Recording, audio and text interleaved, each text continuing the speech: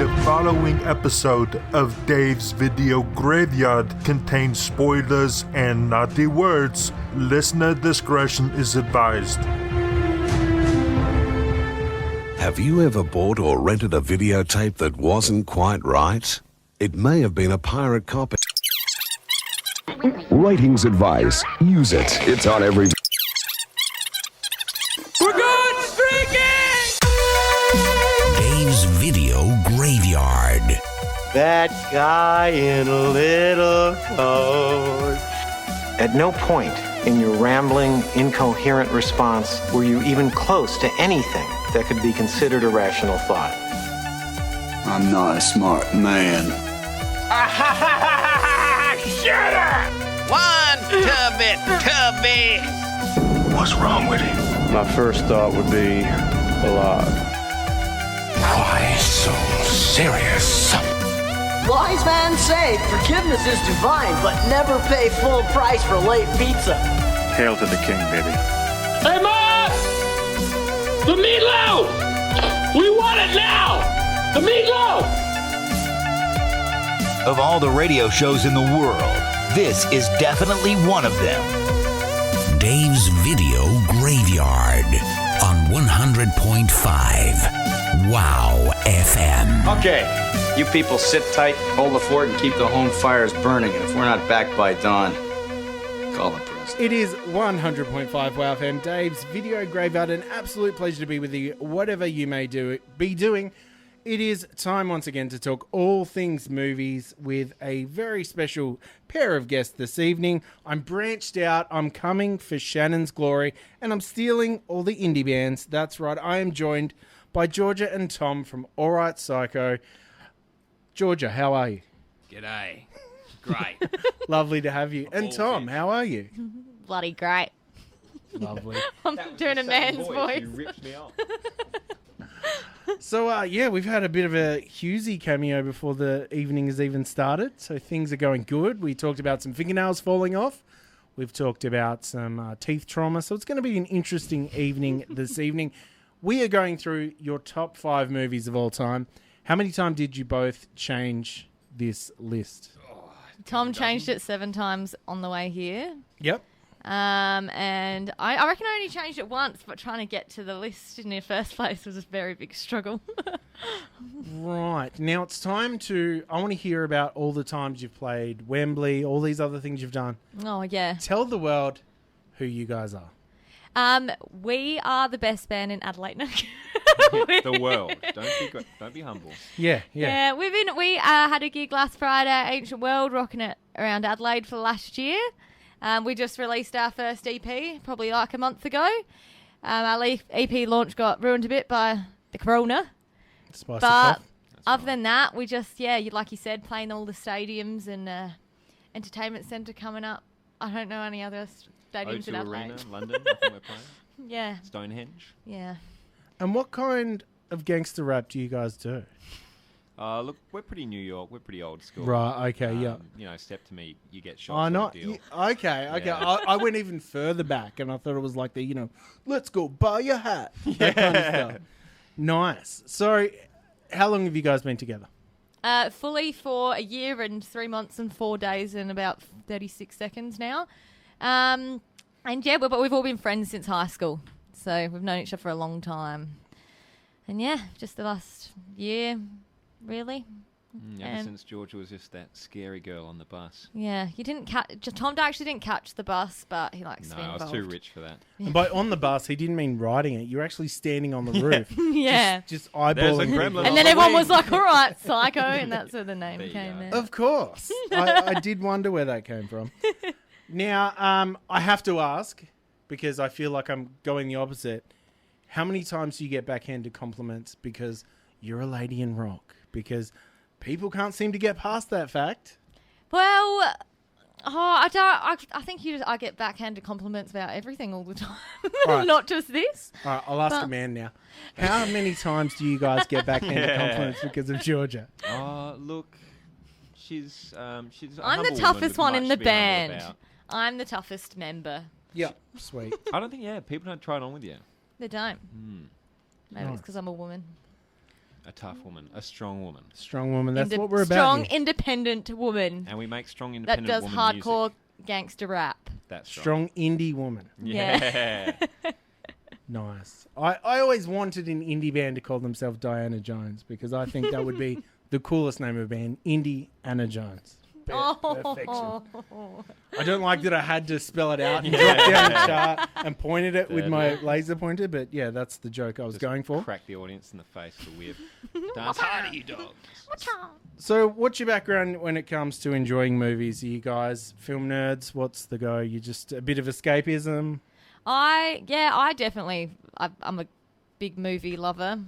TV shows, movies, all above. And I feel like at the moment, like the last few months, it's probably the least time in my life I've ever had to actually watch films, but then I just realised it's just because nothing good's come out. Well, it's a red flag because you've referred to them as films. No. You know, the normal ones amongst us call them movies. No, movies. We'll talk cinema for the evening, shall we? No, well, lovely. Thank you so much for joining us. And where can people check out everything you guys have going on? All Right Psycho Instagram, All Right Psycho Facebook, All Right Psycho website.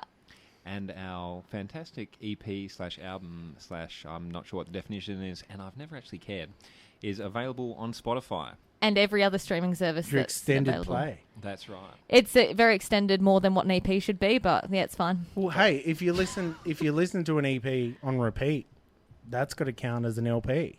Yeah. I think we should have just copy-pasted the songs. I reckon. Yes. Double length instantly, and people would go, that's interesting. I reckon that's a good idea. Maybe we'll just put them in reverse. Because then you get almost put them on the end. Almost quantity and almost quality. That's right. Little bit almost of quantity. Little bit almost of has a quality all of its own. Lovely. So, what else do we have to talk about? We've got 5 of your favourite movies of all time to talk about each this evening. You came up with that. And, of course, I sent you the High Fidelity quiz. Named that because Shannon once filled in and wrote all these questions. So I stole them from him. So shout out to High Fidelity for the following quiz questions. Oh my God! Is it? You didn't say it was a quiz. You're making it sound like you're gonna like spit them really like quickly, and we've got short time to answer. Sorry. Here's a list of questions that you've had for about a month. Yeah. So let's take that approach, shall we? So, starting things off, what was your local video stores growing up? Oh, it was Blackwood. Blockbuster. Blockbuster. Blockbuster. Blockbuster. And there was Video Easy down the road, but no one went there, really. Don't go to Video Easy. Video Easy was for people whose parents didn't love them. Yeah, it's Blockbuster. lot of dusty-looking kids down at Video Easy. Video Easy just had, like, all the shows that were on ABC free to air. It was just, all you could get was, like, just... The best you get was old episodes of Mr. Bean, I think. Yeah. And Blockbuster... I don't even think Blockbuster was where it was. It's the little mum and pop stores that, that hire you something from under the counter that you probably legally shouldn't be allowed to hire in Australia. But, it was charming. All right. So the next question that we have, pretend you're 10 years old, not just in capacity. What is your favourite television show? Oh, SpongeBob. And it still is. Nice. Consistency. I actually reckon mine would have been something of Nickelodeon too, but I don't want to say SpongeBob now. Well, you have to. South Park. Yeah, is that on Nickelodeon? That's shown at 8:30 before we went to school in the morning. Oh no. Favourite ice cream as a 10-year-old? Cookies and cream. Oh, not fast. I'd eat ice cream out of bins routinely. Gave me a strong immune system. What's your favourite ice cream, but not be Napolitana? What is It's that actually called? Is that what it's called? Because I'm a man of distinguished taste, it is a rainbow paddle pop. Ew. Good call. That's gross. An old classic. Didn't you just say, like, your favourite... By the way, who's running Boring Town while you're here? Bang. Banana paddle pop. Yeah. Oh, I just didn't like any of the paddle pops. It was too Australian. Yeah, what did you When I eat? got here, everyone was like, you had a paddle pop? I was like, no. Yeah. We have an icy pop. Oh. It's actually called lollipops. So 10 minutes in before things turned racism. Yeah. God. Hashtag Hate cancel English Georgia. Favourite junk food as a kid? Haribo's. What the hell are those? They're like gummy The worms. sour lolly. Hungry Jacks. 'Cause that was the Beautiful answer. When you were a child, that was the last time you could eat Hungry Jacks, and then the day after you don't feel like you've been hit by a truck. Yeah. You don't feel like your anus is trying to jump out of your body. The hashtag Hey Fry and Die when you have the fried chicken. What about your favourite book as a kid? Oh, Let I me actually guess. loved. Let's All Burn Down Australia because it's not very good. By Georgia. You wrote your own. Actually, as a kid, my favourite series was the series of Unfortunate Events, and then I reckon I sold them at a garage sale when I was like 14. It's the biggest regret of my life. I'm not casting judgment, just stating facts. That means you're a weird kid because Lemony Snickets were for like kids that had wooden rocking horses in their house. Yeah. Those kids. I always like that scene. Like one bit in it that really freaked me out was when they're on the boat and all the leeches eat that guy. And I actually didn't believe leeches were actually a thing for years. I thought it was just in the book, and then I got one on me. The same way about sea urchins, but they're real. It's terrifying. So. That you're just going to stand on one. That was a good series of books, though. I reckon those books for sure. Did you read? Could you read at that age? What do you mean that age? As a child, the age of at 10 years old. I really connected with colouring book. Yeah. There's just something about it. Yeah, I really connected with public toilet graffiti. Yeah. I think it was my grandma gave me a book about the great battles of World War II, and it had illustrations of people getting shot up by tanks, so I really enjoyed that. There was a big lollipop stain on the Battle of Kursk, so I could never open the pages, so I don't know what happened. Yeah. Oh, no. Lollipop stain. Yeah, I was thinking the same thing. I was 10. I didn't have the capacity. Very nice. And your favourite toy as a 10-year-old? What does that mean? I don't know. If that felt yeah vaguely sexual. I'm going to point it out. I'm going to say it was a hula hoop because I was really good at it. Is a hula hoop like a hula hoop? Are they similar? I'm trying to say Australian so you don't pay me out. hula hoop. I don't know. 10 years old. What year is that at school? That would make it like year 4 or 5. Oh, they had those like action figure dudes, and you squeeze them and their eyes pop out. Yes, that, yeah. That was dope. And I'm the weird kid. Hold your rocking horse. Who goes on your Mount Rushmore of actors or actresses? Well, who's the guy from? It's on the tip of my tongue. He played the bad Superman in that stupid Superman movie, with the opposite Henry Cavill. Oh, that is. Oh, I'm having absolute mental blank, but I will get there. It is Michael Shannon. Michael Shannon. He is a fantastic actor. He's really good, and I didn't seek his movies out or anything, but just everything that I've caught him in, he has been extraordinarily good. There is a degree of character actors where, when they are so consistently good, they blend in and almost disappear. Yeah. And I can get your hammer if you want to break anything else while we're talking. Yeah, he's definitely one. And he's also in Groundhog Day, which is, yeah. You know, him and his young wife are getting married and they keep meeting Bill Murray's character. Oh, is that him? Yeah. That was like his first movie. I really can't stand Groundhog Day. Wow. Bill Murray movies, he's just so greasy. Shortest guest choice special of all time. I'll just quietly tuck away my Bill Murray sleeve. Oh, my feelings are hurt. Who else goes on your Mount Rushmore? Brad Pitt is also a very good character actor. Brad Pitt was Is he shirt off and is it Fight Club Don't be Brad Pitt? distracted by the fact that he's very handsome. He's a very good supporting actor. He was in that movie recently. It was like Space Apocalypse Now, where he had to go and find Tommy Lee Jones. Yes, he did. He had to go to Ad Istria, was it? Or one of those ones. Ad Astra, that's it. But then he was cast as the leading man in that, and I really thought that, he wasn't really a leading man. He's much more of a funny, memorable, supporting character. Definitely. Like Once Upon a Time in Hollywood recently. He was very, very good in that. Yes, definitely. We're talking about that on the way here, and it's just that, like, even in that movie, they had that scene, what I was saying about where he's feeding his dog, and it's like 5 minutes, and it's just a very slow scene, but it's just so well done, and it's just that you're watching Brad Pitt do anything that you're just like, yeah. Yeah, he's got that real. He's just so cool. The noise of him tipping out the dog food is the noise it makes when I run, so it triggered and upset me. But yeah, no, that movie is great, but I think had it been made by anyone else, we wouldn't be as forgiving for what it's really like. Who goes on your Mount Rushmore? Let's pause the phone. What are you saying about Once Upon a Time in Hollywood? Oh, here we go. It was heralded as Tarantino's best work. Yep. And it is. And it isn't. Oh. Why? Is that What's just because Tarantino's it best wasn't work? violent enough the whole way through, so it's like ticking all those boxes? Quentin Tarantino remade John Carpenter's The Thing with cowboys, and it was called The Hateful Eight. Not, you know what? Didn't care for it. Don't like it. Oh, wow. Didn't watch it, I actually. thought you'd love it because of all the racism in it. My mum's actually black. Reversal! Your microphone's actually broken now. Just 'cause it's black. I did enjoy Once Upon a Time in Hollywood. I just thought Oh, it it didn't wasn't sound like what everyone thought it was. That's why it was so good. But That's yeah, right, it's, exactly right. Yeah, he's got range. let's admit though that a lot of it involved Tarantino copying Martin Scorsese's homework and going, "Wow, Margot Robbie's incredible in Wolf of Wall Street." He borrowed a lot of amazing. With the tools he was given, I just don't think the movie was as good as it wasn't a sum of all its parts. Still a great movie. For something that has Timothy Olyphant, Kurt Russell, and Brad Pitt, three of my man crushes. Oh, yeah. And Good man crushes. I just didn't.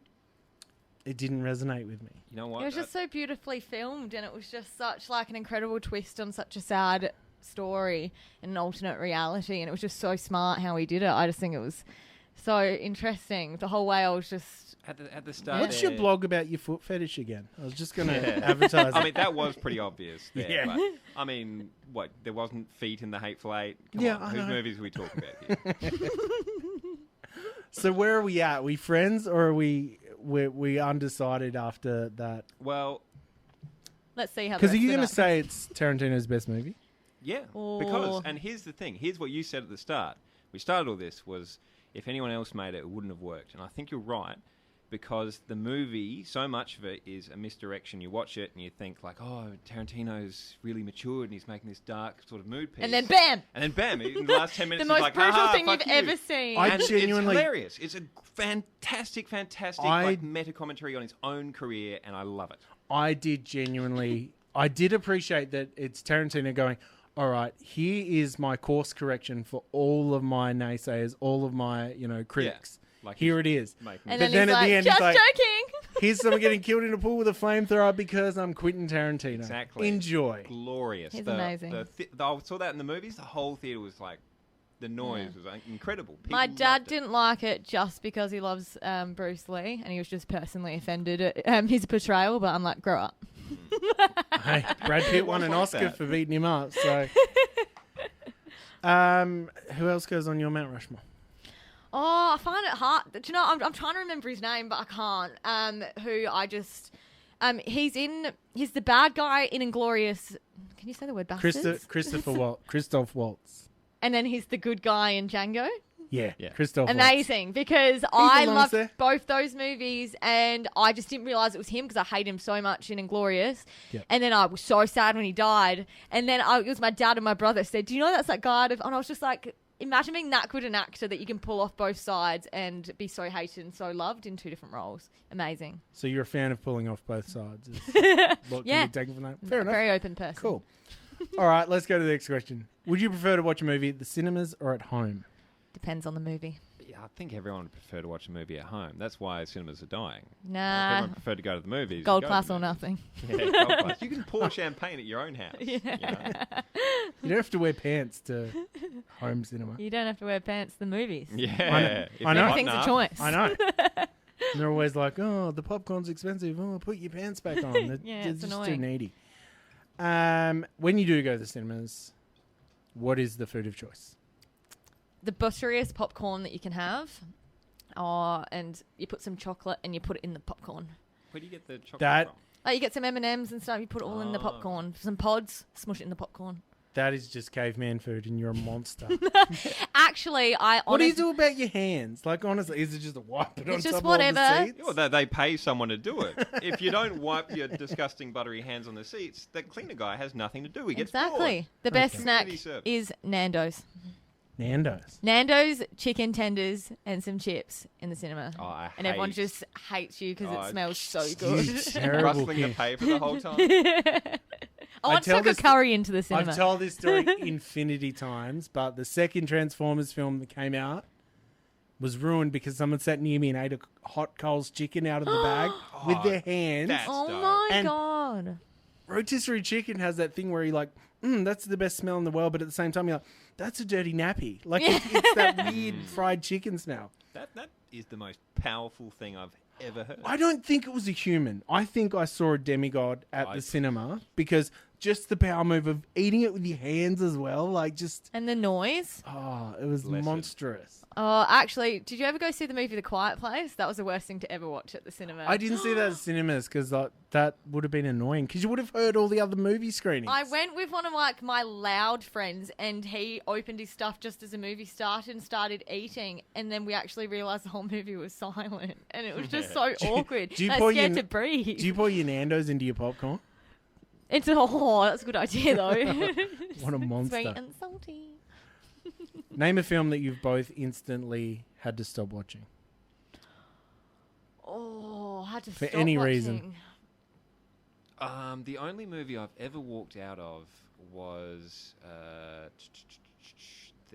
one of the new Star Wars. Yep. I didn't want to go and see it, but like they had free tickets. I was like, it can't be that bad. You know, I don't have anything especially against Star Wars, but I went there and I couldn't stay away. Yeah. Terrible. And then like a little frog man would walk around and a laser went and did not give a shit. I walked out. I went to the toilet and like went on my phone. Just for never went 40 back. minutes. 5 stars. Saying that the whole time. It sucked, man. What I about don't you? reckon I've ever actually turned a movie off. I've usually just gotten the whole way to the end and just been disappointed in myself. You're like, I haven't finished eating this hot omelette that I've had. A film that makes you cry. Titanic. Rewatched it with my And- children for the first time. Did you cry? We force our kids to watch all our childhood movies. Yeah. Because we're bad parents. Watched it again. Loved it. My son made me so proud because at 14 years, it got to Kate Winslet's best part of the movie. And he said, you sure it's not called Titanic? And I was like, hey, that is my son. No tests needed. Fantastic. It's not too... It holds up pretty well. That James Cameron guy seems to know what he's doing when it comes to directing. Oh yes. What's the movie that made you cry? Other than that Star Wars film. Terminator 2. I mean, Thumbs up. who isn't moved at the end? It is a special time. That should be the Blade Runner test to see if you're human. If Yep. you don't cry at the end of Terminator 2, you're a bloody robot. You're a replicant. Yep. Get in the bin. Get in the molten lava. That's it. Name an actor you would like to spend a night with. It's up to you what you do with them. Okay, so You it's could not be a sexual. pervert. It can be. Just depends who you are as a person. Jason Statham. Nice. Yeah. Hello, Georgia. It's me, Jason Statham. Those sausages ready yet? Yeah. It was nice of you to come over here and make me sausages. Jason Statham. I love him. What's peak Statham? Oh. Is it Crank 2? Oh, it's Crank 1. so I... No. I didn't say what do you do when you watch it. I said what's your favourite? Oh, do you know what? In my head, Jason Statham doesn't act in heaps of movies. Jason Statham is Jason Statham, and his whole life has just been such an array of crazy events. It's the Christopher Walken effect, where He's it's like he amazing. comes to a point where he's like, well, this is what I do. Yeah. I'm going to do it for the rest of my life. The receding that's happening in Mean Machine is questionable to go back to. And same with The Sixth Day, the Arnold Schwarzenegger classic. You go back to it. No, sorry, it's the one with Jet Li. You go back to it, and because he's still like, no, I'm not losing my hair. It's his hairline is in line with his ears. Have you seen that video of him when he was like an Olympic back- swimmer and he's got full head of hair? Have you seen him as the sexy backup dancer in like a Euro pop dance music? No, I haven't. He's He's wearing his I don't reckon I divers. want to see it. I reckon it'll ruin the whole He's wearing thing his for diving me. suit. I reckon you would like it. Oh, nah, I It didn't is like good, him with Jen. the hair though. They just, nah. That caught him at sort of like a transitional period. It was. That one, wasn't It was. He's like, starting I'm no to lose longer it. an athlete, but I'd like to get into a thing. And he was like, I'll just brush this bit down and we'd be Just trying to cover it up before accepting the so reality. good, sunshine. He's just so anything that he's in. Even if it's a bad movie, I just like it. Like The Meg, that with that big shark thing, but it was Jason Statham, so I was like, it's the best movie ever. Imagine getting $1 every time you said Jason Statham. I know, I say it a lot. What about yourself? Who would you like to spend the evening with? Is it Jason Statham?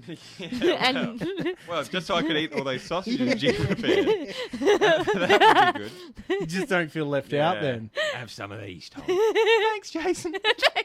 I made those for Jason.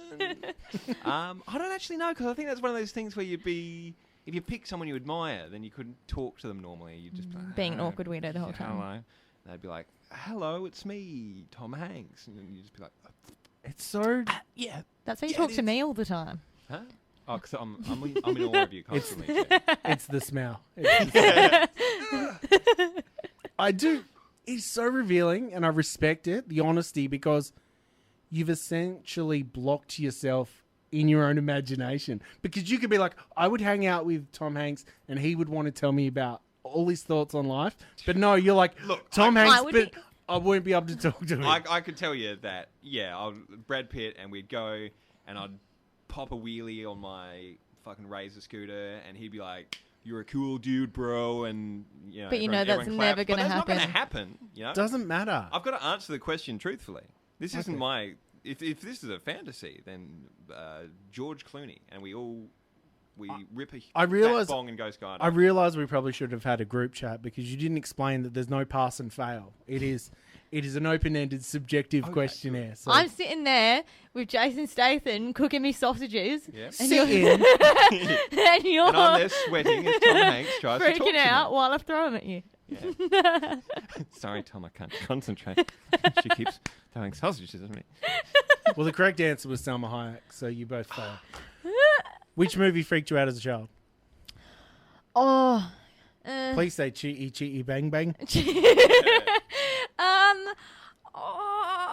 I don't reckon I got freaked out by anything. Oh, just a hard case. I always liked scary ones. Maybe Jaws, but that's also, I'm just scared of the ocean in general, but I like sharks. Are you not scared of sharks anymore because of the Meg? You're like, oh, now I know. Because I was scared of sharks because I'm clearly older than you. LL Cool J and Tom Jane, they still rock in the world, and because of Deep Blue Sea, I know not to be scared of sharks, because LL Cool J will help me. Beautiful creatures, and Jason Statham can't be that much taller than me, and he swam away from it. So in my head, I think... What if you met him and he's like 4 foot tall? Yeah. I can put him in my pocket. Hello, George. It's me, Jason.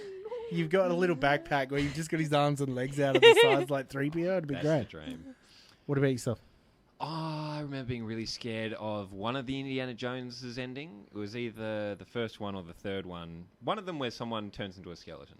That would be the fourth one. No, not the fourth one. Because he drinks from the... Like, it goes Raiders of the Lost Ark. Where at the end of that, a bunch of people... Oh, turn yes, into yes, skeletons. yes. But then also in the third one, the guy drinks the wrong cup and he goes... And he turns into a skeleton. It was one of those scenes, I can't remember which, but there was a scary skeleton man in what was otherwise a normal movie, and I just ran out of the room. I was crying. I was inconsolable. No, that's fair enough. Freaked me out something horrible. Do you know, I reckon actually scared me a bit, even though it was one of the Harry Potter films with the snake at the end, the big snake when they go into the... Is that Chamber of Secrets? Yeah. You're asking the wrong person. Yeah, I'm not... Yeah. But I remember Harry there's a big Potter, snake in it, and it scared me a bit. I'm not that tough. Movie from your childhood you would like to reboot?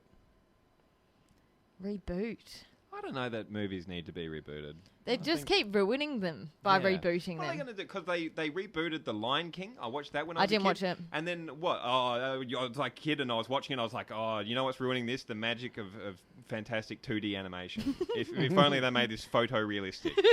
That's what. Do you know what this movie has too many of? Dimensions. Yeah. Thank you. I don't need any more. Name a famous... No, you said not to ask that one. What was... Oh, yeah, you can, yeah. Ask Tom. Name a famous person you'd like to hit with a hammer. You know what?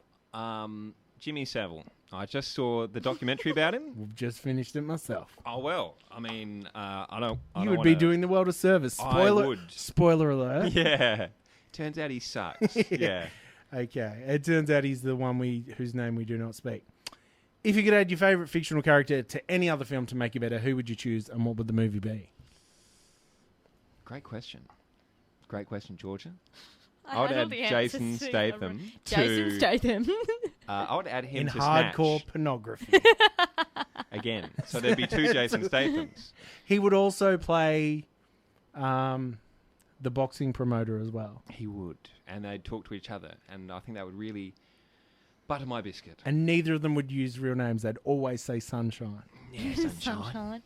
Sweet enough already. Who would play you in your biopic? Okay, so this Colin won't... Hanks? Well, doesn't he have like a deadbeat son as well? Oh, Chad. Yeah. Chad Hanks. Well, you name your son Chad. What do you expect? Yeah. But there's and it's not going to do any favours for the listening audience because they can't see me, but there's this guy, he's an actor on Horrible Histories, and he looks exactly like me. The live-action Horrible Histories. 100%. My goodness, yes. Yeah. And, I mean, I just don't know how to communicate. His name is Simon Farnaby. If you Google Simon Farnaby and then you Google Tom Matthews, my faceplay won't come up because I'm not that famous, but do the research. We do not get the quality of production that kids get nowadays with Horrible Histories. Oh, Like, no way. we would all be scholars if that was out when we were younger. Instead, we're just half good at stiff card because of Art Attack. Mm. Who would play you in your biopic? Jason Statham. Just so let's go with Margot Robbie so that I can be as tall as I always wanted to be. They don't have to really know. Or that chick that looks like her at a sex education, which I think is more my height. Oh, okay, yeah. Yeah. There are a couple of women who look exactly like her. Jamie That's Presley. that's who I just. Jamie Priestley from My Name Is Earl. Yeah, but not as much as that chick. Like the one that's TV show Sex Education. I can't remember her name, but there's a photo and their faces like merged together. It's like the same person. I know the one. Yeah, same. And person. even a lot of the younger actresses now, to me, it's funny because you look at all the like action heroes that we got in like the early aughts, and it's like the Timothy Oliphants and Josh Duhamels of the world. They all look like the same guy. They do. And now it's the young starlet actresses that all look the same. So you got your Samara Weavings and all that, and it's like, which one's this again? That's true. The market research has finally drilled down into the perfect actress face, and they're just going for it. They are extracting that oil well. And in your biopic, what would this song be and the main themes of the movie? The film. Look, we'd have to use our own songs, wouldn't we? Yeah. If we didn't. I'm on that panic bed. Yeah, because you wrote them about your life. Yeah, exactly. They would have to be. It is my biopic, is that EP. And then... it's all them songs. Yeah, and then I'll do the same just because we get the royalties from it as well. We double dip. Oh, lovely. I love my movie. I always want to be an actor just so I could be the dumb blonde that always dies at the start of the movie, except the whole movie is just me just like constantly getting away, just never caught, just running, tripping. So I'm going to assume... for like 2 hours. Just making an assumption. Method actor? Yeah. Nice. Awesome. And finally, this is a lot of power to have. It's hypothetical, so please don't stop yourself. All right. You can make the entire population of the world watch one movie. What are they watching? You know what? There was some horrible Andy Warhol art wank experiment where it's like a movie of a building and it just goes for 8 days. And you know what? You're a Eat monster. shit. You are Take a monster. that, the world. You're a monster. That's mean. Yeah, it is. I don't have to watch it. And when everyone's watching it, I'm going to just go out and wreck shit. So it's a one-sitting situation. The entire... Well, presumably. Well, they're all watching it at the same time, aren't they? Yeah. Yeah. Great. Yeah. Absolutely. The 8-day Georgia, movie. what Jason Statham classic? Yeah. How many times are we watching Hobbs and Shaw exactly? Do you know, I reckon like in about 10 years' time, just make everyone rewatch the South Park movie and see if anyone in like the lower generation can take a joke at all. The lower generation. The lower generation. The lower class. The lower class generation. That has a connotation of quality. I'd say younger generations. What is it? Generation Z? Z. Zoomers. Because everything's getting No cancelled. cap, And I reckon fam. just in like 5 years' time, just try and give it him the some. first time the other day. What? And I was surprised by how good it is. It's like a musical. It's The amazing. musical numbers They're really good. Yeah. Let's get... Speaking of music... Oh, segue. No. It's like I've done this before. Classy. Let's hear a little bit of music. You guys might know this band. It's a song called Panic Bed. Hey. What can you tell me about the song? Oh, I was just panicking. I was in bed and I was like, let's write a song about it. I'm only 23 in the song. And that wasn't true even when you wrote it, was it? No, it was. So when I wrote it, I was 22. So originally I'm 22. So this is your Gangster's Paradise. Yeah. But then I turned 23 when we started writing it. So then I changed the lyric to 23. And I couldn't just keep going up. And we've released it. And now it's too late. Alice Cooper's still singing I'm 18. So there's no reason why you should change it. Let's get into the music. This is All Right Psycho here on DVG. 1, 2, 3, 4.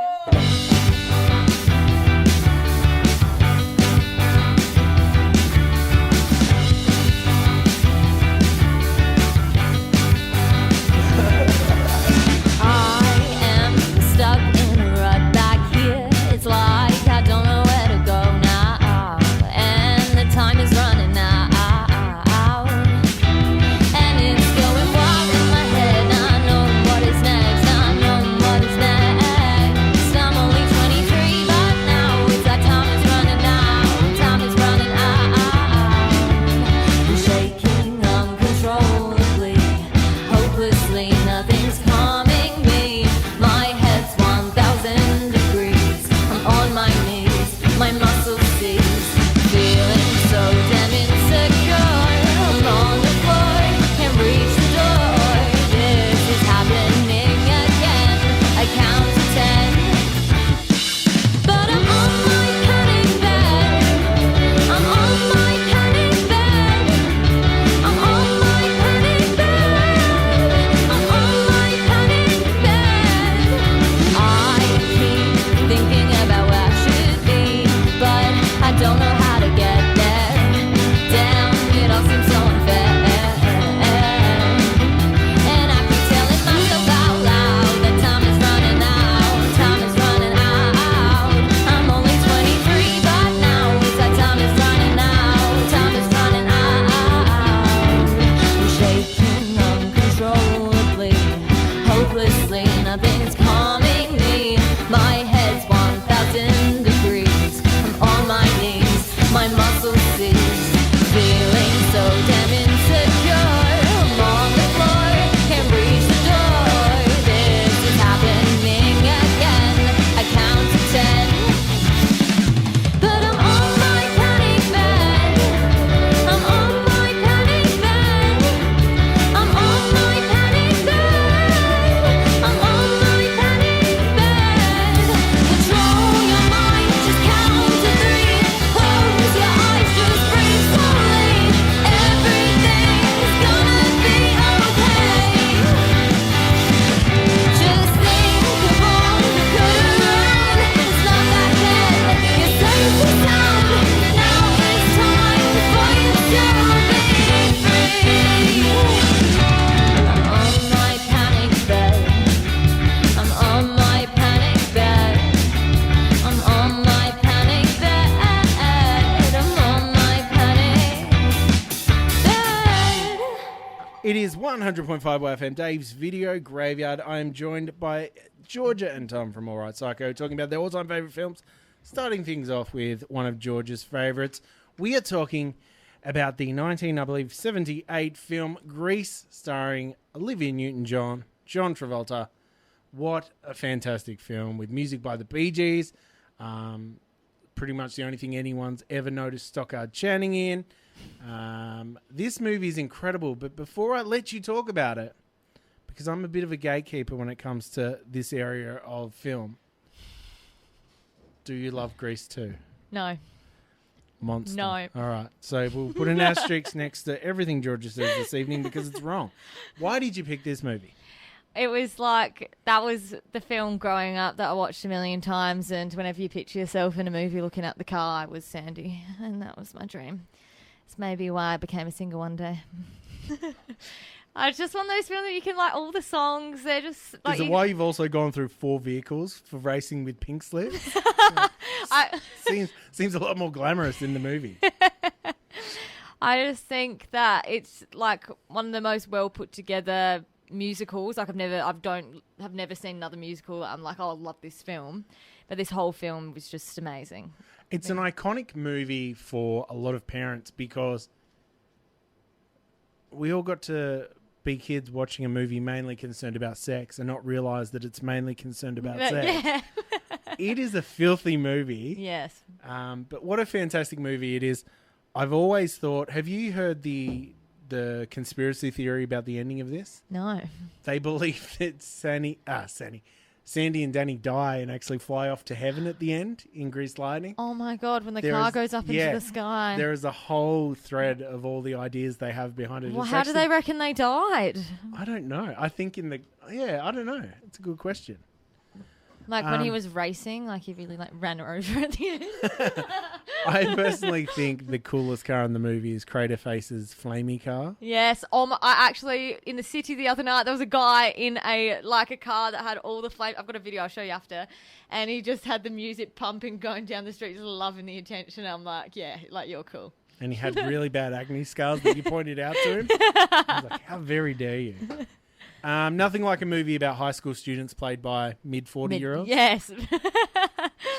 It was John Travolta, just so cool. He's just like one of those, he's the heartthrob of back then, and then just never seen him anything after that other than Pulp Fiction and that I liked. Now that John Travolta looks like a bent thumb, there's no way he looks at the poster for Grease. Because I know, how sad would you be? Look at that. Oh, that's...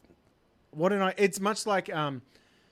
the actress Kathleen Turner. If you look at her in her early roles, and then you look at her Dumb and Dumber 2, and you're like, I hope you don't watch, even though it's just the voice, hope you don't watch Who Framed Roger Rabbit. How often do you watch this movie? I haven't seen it in a little while. I probably used to watch it a million times as a kid, but my partner has never watched it, and he won't, but I'm plotting a scheme to trick him into it. But... What's your partner's name, if you don't mind me asking? It doesn't... Yeah. Doesn't matter? Jaden. Jaden, watch Grease 2 first. Ew, why do you actually like Grease 2? Are you lying? I'm not lying. Oh my God. I don't even think I finished the movie. I was just like, what is this? And I turned it off. Cool. What other hate crimes do you commit? I actually did go and see a Grease musical when I was a kid. Yeah, and that was a fun time. Grease 2, no. Just no need for number 2. You got there and absorbed the Greek, and you're like, this has got nothing to do with the Rydale High. How is there a Grease 2 if they died?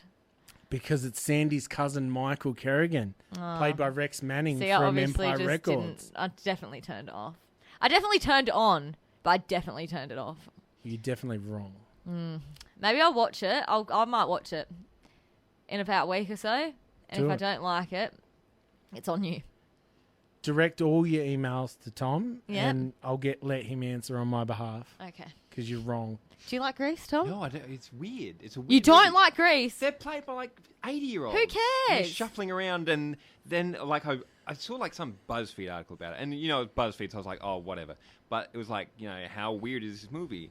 And I thought, whatever, BuzzFeed, don't believe it. Then I clicked through, and then you watch the musical, and it's like, did she put out? Did you crawl in the windows? Did you put your finger in her ass? It's creepy, man. It's weird. Old, it's like back in the day. It's a bit sexist for like. Well, and that's the environment in which Jimmy Savile was able to operate freely. Wow, what a correlation! They need to. You know what? I'm sure it's like the 40th anniversary of Grease soon. They need to put that in. Yeah, we're sorry for leading to Jimmy Savile. Wow, what a connection! I never made it before, but according to Tom, sorry, G, who you can contact via the band's Facebook or Instagram. All right, let's get into. Tell me how right I am. Let's get into Tom's first choice, and let's see if he's a little bit more right. This is DVG. Well, that's a misleading trailer right there, because spoiler alert, it's not for good. It is for good. In our hearts, it is. Oh, wow. He's the good guy. But yeah, they just spoil the whole thing in the trailer, don't they? Pretty much. They very much so do. From 1991, the world's greatest film ever made, ever. I'm glad we agree. We are talking about Terminator 2, chosen by Tom, someone that gets things right. So, directed by James Cameron, the man behind The Abyss, Aliens, the crappy Avatar movie, which I'm the only person that hates. Feels like I don't like Avatar. It's one of those. My issue is I don't like Sam Worthington. because How does he keep getting roles? his ability to hide an Australian accent Very limited. is very limited. One of my all-time favorites is going and seeing Clash of the Titans, and he's like, "Oh, I'm Perseus." Yeah. Like, wow, good job. Terminator 2. It changed. Quite often talk about game changers, the likes of The Matrix, because it changed the way science fiction was made. 1991's Terminator 2 changed special effects, the marketing of movies. We all saw this when we were way younger than we should have been to see. Absolutely. Such an incredible film. But I think we're all well-adjusted adults because of that. We are. I think I saw this movie. I must have been 6 or 7, honestly. And my older cousin just brought a VHS of it to my grandpa's house, and we just watched this movie with all the explosions and gunfire. My grandpa was sitting in his chair going, "What a bunch of Yankee shit!" But didn't put a damper on it. It's a fantastic movie. And that's because of the American neighbour that was crapping on his lawn. Yeah, exactly. And he wanted to get the Terminator to kill him, but he couldn't. I've seen this movie 100 times at least. Yep. And you know what? It's never been bettered as an action film. There hasn't been a better action film made. Nope. Because it's the perfect setup for an action movie. It's two indestructible dudes beefing the whole time, and there's still stakes. Because, like Superman, that's a movie that sucks. Because two indestructible dudes fighting. Yes. And you don't care. Like, what are they going to do? But in this one, if one of the indestructible dudes get past the other one, if he lays a finger on this kid, he's going to kill him. He's a dangerous, scary, scary dude. And that's just the dead face while he full sprints after him on the bike. I mean, it is really, really scary. And that's what makes those action scenes so good, is you're shitting it. Because you know if this guy touches you, it's over.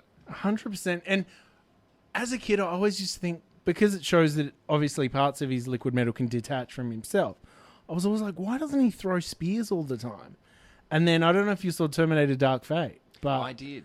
They approached that, and I loved it, because it's if a movie is so terrible, can you then say that an okay sequel is a good movie? Because that's the trajectory of what you've been watching. Yeah, look, I found Dark Fate was like that's a solid 7 out of 10 movie. Yeah. It's like Edge of Tomorrow with Tom Cruise. It's one where I watched it. I was pleasantly surprised. I thought, this is a pretty good movie, but I wouldn't go back to watch it. Starship Troopers, Groundhog Day. Starship Troopers, Groundhog Day sucks. Saying that's what Edge of Tomorrow is. Yeah. Oh no, you're right.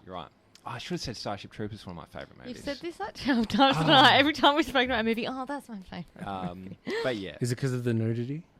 The gratuitous nudity, yes. Good. There's nothing wrong with that. Thank you for not lying. You know what? Tasteful nudity is where the problem is. They need gratuitous nudity. There's some tasteful nudity in Terminator 2. I thought tasteful nudity he's walking around is... the pub and they look at his balls. You just love to see it. I thought tasteful nudity is where you lick the screen when it's on, and then you got that static taste in your tongue. So this film is a game changer. It's absolutely iconic. And unfortunately, the franchise has just gone down from there. But you can't top perfection. You can't. And look, there was one interesting twist to take the Terminator formula, and they did it. And from then on, they changed. What if the Terminator was a good guy? What if he was on your side? And you think, oh yeah, that does open up a lot of avenues to film a really kick-ass movie. But then after that, what if the Terminator was a woman? What if Skynet was a smartphone app? Yeah. What if the Terminator was the T-1000 and the T-800? What if that happened? And you go, yeah, I guess it's Terminator 2 with a very slightly cosmetic change to it. I never forgave Terminator Genesis for having, I can't think of the Aussie actor's name, something Clark. Jai Courtney. No, not Jai Courtney. The John Connor in the movie. He's no Jason Clarke, the Aussie actor. He's got a head like a balled-up fist. He does. They show in the trailer that John Connor's the Terminator. I was like, well, why go see it? Yeah, what does It'd that... be like watching Grease 1. And what does that add? It's like mixing up fan fictions and sliding them together. What if Sarah Connor was the original smartphone? And it's like, so what if, Would it be a good movie? No, shut up.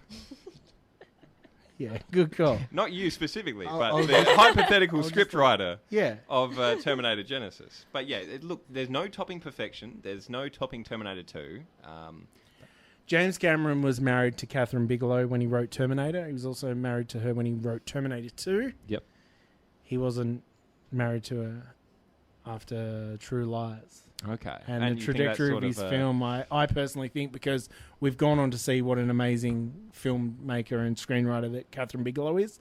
So I think there might have been some, hey, honey, can you check my homework? It's on the table. I think so, definitely. And, and in the way as well that they have such good female characters in them too.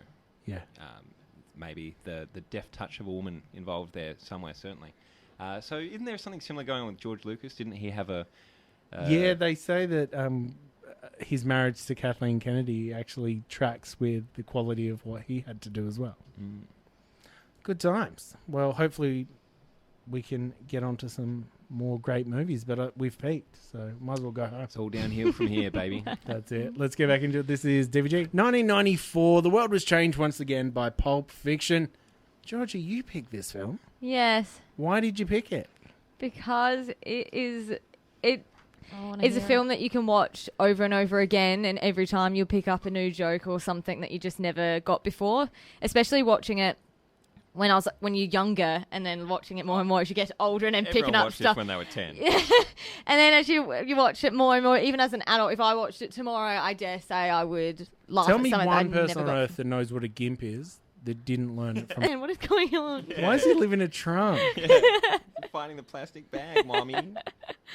But yeah, and I just think, obviously incredible actors. Obviously, just before Grease is my favourite movie, and this is the only other film I've ever seen John Travolta in, really. That was good.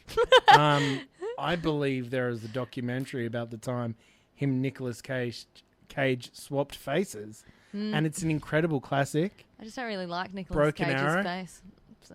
Broken Arrow is an absolute classic as well, from John Woo, director of Face Off. From Paris with Love, Travolta's fat and bald, but his stunt double isn't, and it's brilliant to watch that movie. Phenomenon's terrible. Wasn't he in Michael's Hairspray? terrible. Hairspray's terrible. And he's a woman. It was not, I don't know. And obviously Uma Thurman, amazing. Like seeing her in just amazing role. I know you get, it's the way genetics work, but seeing her daughter in Once Upon a Time in Hollywood, I couldn't get over how much it looked. I was like, God, she looks so much like Ethan Hawke and Uma Thurman. It's crazy. It's almost like... Which one is she in Once Upon a Time? The tall Manson family member at the end that wasn't the long black hair one. Okay. So not the one Brad Pitt was talking to. No, not that one. No, not the chick that got in the car with the foot shot. No. Tarantino, you dog. Always got to have the foot shot. I loved the element of... I want to see them pressed against glass as well. Like, that's a whole nother level. What does that add for the foot fetishes? I'd love to know. Yeah, listeners, call in and tell us. I would love to know. Did you ever watch Rocko's Modern Life? Snippets. It's in the back of my memory. One of the characters' heads was just a foot. And I often wonder, is that Tarantino's like Jessica Rabbit? Or is like, such a sexy cartoon character. That's my Lola Bunny. How often do you watch Pulp Fiction? Well, I've seen it. Yeah, God, I would watch it tonight if I go home. Actually, when I was at TAFE... If only you didn't have something way worse to do.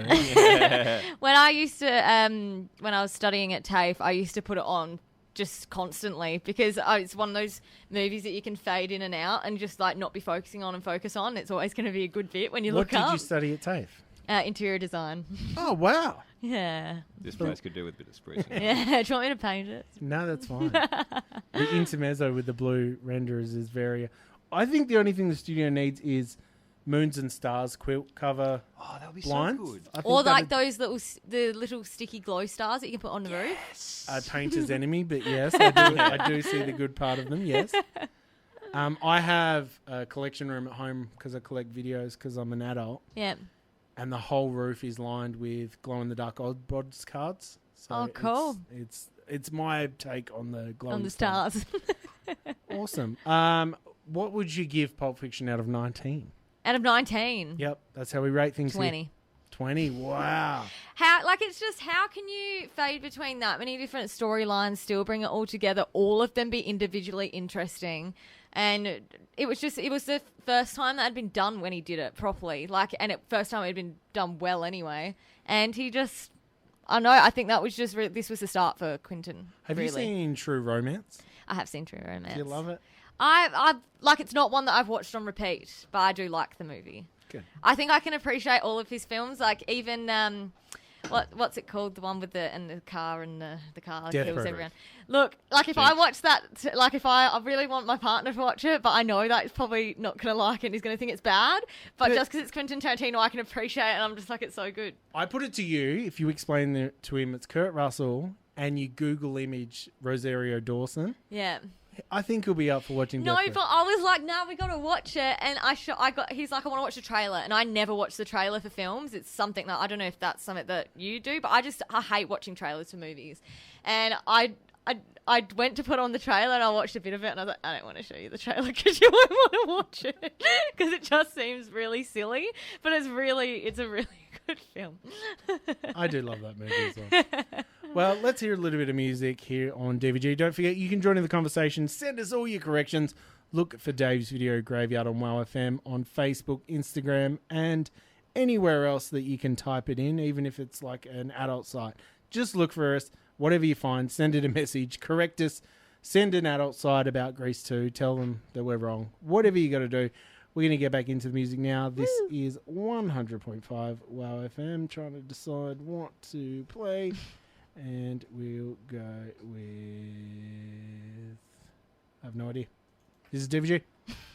In 2009, Gerard Butler wanted to show the world that he wasn't just the muscly guy from 300, and he was a part of one of the coolest modern crime films. I am a huge fan of George's Next Choice, Law Abiding Citizen from 2009.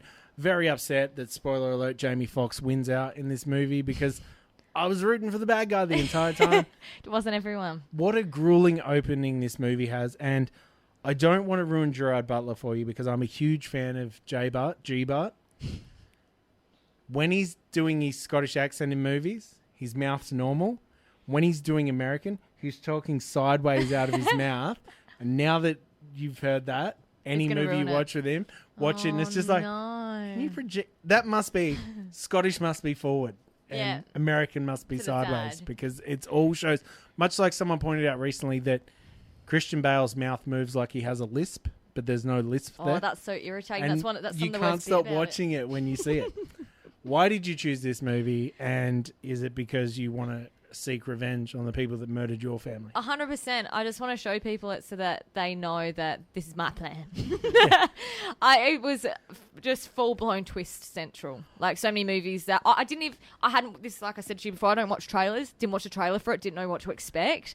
And was just like gobsmacked the whole time. Just like how, and like you said, rooting for the bad guy. And it 100%. just keeps, you don't know. It is one of those movies that don't tell it, show it. And so you are along for the ride. You only get... The movie only tells you what it wants to tell you, and it makes for such an incredible film. There's constant twists. It is so grueling. And you just... It's such a self-righteous murder spree he's essentially going on, and it is such a great film. You get treated to amazing scenes like him killing his cellmate with a steak knife. What a movie! You've chosen a very high-ranking film for myself. Do you like other Gerard Butler films? I do. He's not like one of my top actors because he's very Scottish Statham. So but he's not Jason Statham. No, this is definitely my top for him for sure. Like and Jamie Foxx, well, also not like one of my favorite actors either. And like even Django obviously was great in it, but still like I feel like anyone could have played his character. Like so it's not full of like my top actors, but incredible film. Jamie Foxx was brilliant in 1997's Booty Call. I've never seen that. Very formative. What was it about? Him and his friend go on a quest on a Friday night with some girls they've just met to make some sex together, and it's one of those everything that can go wrong does go wrong on their evening out, and they're on a quest. It's super bad, but with Jamie Foxx in it essentially. Yeah. I broke it, sorry. Also, super bad, incredible film. I couldn't put it as my top film because it's one of my partner's favourite films. I didn't want to be a copycat. But it's really hard to find, out of my top movies, it was really hard to pick a comedy And it was really hard to pick a comedy because behind great comedies, it's still just not usually the best storylines, but Superbad. Did I miss a link, or did you just refer to Law Abiding Citizen as a comedy? No, I'm very saying, concerned. No, it's because you said, and I was talking about Superbad, and I'm saying it was hard to pick a comedy for my top 5, and that's why, like, and I. Sorry, I was You have to appreciate I was films joking. like this. I'm really sorry I said it. I asked for the time, and you told me how to build a clock. How many times have you seen this one? Because it's not as special after the first time through. I reckon, yeah, but I've seen it with multiple people. Nice. It's one of those films that you want to watch with someone because you want them to see it for the first time. And yeah, one of our band members hasn't seen it. So I'm like, oh my, when I found out the other night, I was like, what? Like so happy when they haven't seen it for Sean. My wife was very, because I've forced her to watch like the Olympus Has Fallen universe films. And she sat through a lot of terrible action films with Gerard Butler. I made her watch this one with me, and she expected garbage. And there is a scene, quite an iconic scene in the end of this movie, involving some flames and a certain necklace. Yep. That's all I'll say. And I look over expecting like this is stupid, which is the usual reaction, and saw some tears. So yeah. Good times. I love it. It's just good. Like it's being that person watching someone else watching a film. Like you're getting the joy from watching them.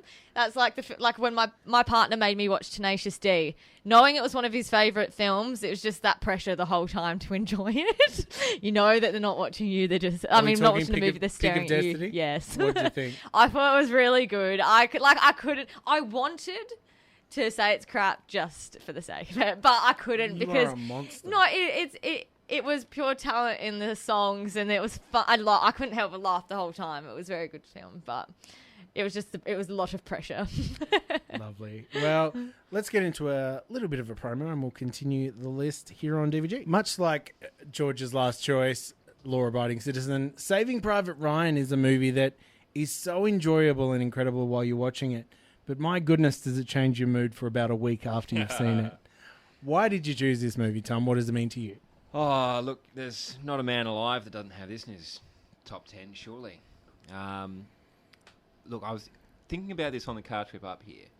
And obviously after this came out, everyone was trying to knock off Saving Private Ryan. They were trying to take what made its action scene so good and put it in their movies, and none of it worked. It was all annoying. The shaky cam shit just still did not to work. This day, action movie, and Marvel are probably the most guilty about it. The scene, which is from the landing in the start of this movie, where a character gets knocked to the ground and their ear starts ringing, and the camera mounts them standing back up, and they're kind of in shock and out of it. That's in every movie now. It is. And it is taken and that from sort of here. like slide whistles, they come back. Yeah, it's like it's just created this whole visual language. But everyone's using it wrong because they're trying to use it to make a cool, fun action scene. But in this movie, Saving Private Ryan, it's all in the service of body horror. It's a horror movie. It is. It scares the shit out of you. And that's it. Like, so many, you go back to the war movies that our parents grew up watching, like Kelly's Heroes and stuff like that. It all glorified these superheroes that went away to war and, not taking anything away from what they really managed to do. But it was not, it has been said by so many people that this is the most realistic portrayal, between this and Band of Brothers, the most realistic portrayal of the war that's ever been put to film. Well, and look, my grandpa who watched Terminator 2 and said Yankee shit, he fought in the Malayan emergency and he thought this was a very, very good film, and, he liked to just sit there and grip his chair and watch it with us at his place. And yeah, like you say, all the movies that came before it, you get these, superhumans and, John Wayne runs around and sort of bullets fly around him harmlessly. But here you get they're all, and in the movie it's justified that, they are all army rangers and, they're the best of the best, but they're still men against bullets and they lose every time. I was going to say, it's still flesh against bullets. One thing that really always stuck with me, a lot of the war movies I used to watch with like my dad and stuff, helmets did so much in those movies. Like that was the difference between life or death, is the army helmet. And you watch this movie and you're like, it's basically wearing an ice cream helmet on your head because it's not doing anything. There's the guy who miraculously gets stopped by the helmet, and he takes it off and strokes his head and he gets shot again in the head. And they're stolen from our good friend Paul Verhoeven from Starship Troopers. But yes, nevertheless, a great bit of an addition. 97. The year before, wasn't it? Yep. Oh, I'm sure it was an influence. But isn't one thing I've got to say is so incredible. This is directed by Steven Spielberg, the man that brought us E.T., Jurassic Park, these big game changers. Schindler's List in the early 90s, then in the late 90s to pump this out. That is an impressive output, not counting all the other stuff he did. But this movie, much like when Fight Club and The Matrix came out, if you were going to do science fiction or a bit of a thriller or twists in movies, you had to bring it. And after Saving Private Ryan, war movies had to basically step up or don't bother. And I think they've picked Don't Bother, because war movies have died after this. There's nowhere left to go. I remember Enemy at the Gates was like 99, and it's like, what did you do? How often do you watch this one, and how depressed does it make you? Oh, man, like once a year at least. This is up there. An unhealthy amount of time. So I would watch this with my cousin on VHS, and he'd rewind it, and I'd be there on the couch, like looking out between my fingers. And he'd just rewind. He'd say, "Look, this guy gets hit 8 times," and like 1, 2, 3, 4, 5, 6, 7, 8. Yeah, there you go. But it's rewatchable because like just the first 20 minutes, the beach scene, you just think, oh, that's the beach scene. But there's so many little moments like that. The guy takes off his helmet, gets hit again. A guy's lying there on the beach. Someone comes to help him, but he's just there to drag ammo off his neck. There is a scene where one of the U-boats drops down its ramp, and the first 3 people in the front get hit by machine gun fire. And in a typical war movie, the people behind them would be okay and they would fight back. But you actually watch, almost like a Mexican wave, as each line of guys drops because of this machine gun fire. And it's like, it's not the superhero war movie. And and that's the thing, like you were saying, like those war movies that came before, like it sort of psychs you out. It wrong foots you at the start because you get, it like opens on these guys in the boat and it's like holding on them and they're kissing their crosses and stuff. And you think, oh yeah, here's the squad. Here's the guys we're going to spend the rest of the movie with. The boat ramp drops. Everyone dies immediately. They don't have a chance. No. And that sort of shows you, like, this is the sort of movie this is. It's a great opening. It pulls no punches, and, of course, it really happened. Yeah, that's scary shit. I couldn't fight in World War II. I think I would give up and walk away. Try and crack a joke. Yeah. Hey, boys. Yeah. What are you chaps up to? Yeah. Yeah, it's all fun and games until, your head gets blown off from 800 metres away. Now, speaking of fun movies, George, you've picked Snatch. Yes. Now, without saying anyone named Jason, except for Jason Fleming, tell us about Snatch. Well, Snatch is... I'm trying so hard not to say Jason Statham. Am I the only person that ranks Lock, Stock higher than Snatch? Oh, see, it was opinion. A battle. It was really... I wasn't sure, yeah. Me and Dad were talking about this just before, and we're like, actually, it's hard to sometimes not merge bits, and he'll talk about a scene. He's like, oh, is that from Snatch or Lock, Stock? I'm the same, but I think more so... I did enjoy it more just because it was the first one I saw, and it had more Vinnie Jones. However... But this one has Brad Pitt in it. I will admit, Lock, Stock is the demo tape. And Snatch is the album. It's upper level. It's a little bit of a repeat, but just like it's got all the same bits. You know what I mean? But it's like Statham the lines in Rock and Roller.